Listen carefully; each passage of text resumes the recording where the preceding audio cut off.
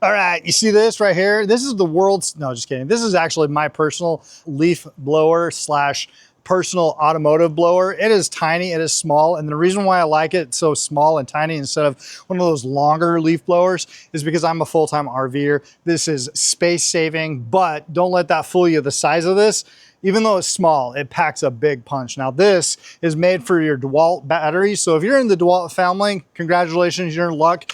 You don't need to go outside the batteries. You can use your normal DeWalt battery that you have, stick this in there, and you're good to go, right?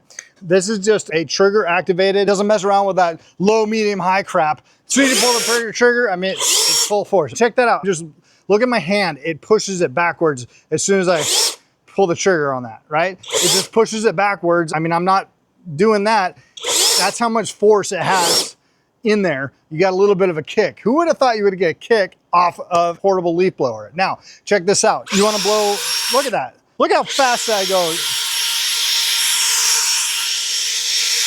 That's a lot of freaking power in a little tiny blower. Now, I love this for the truck. Come over here really quick. After I wash the truck off just like this, when I wash the truck, guess what? I don't want the water to stick around and I can just blow it right off.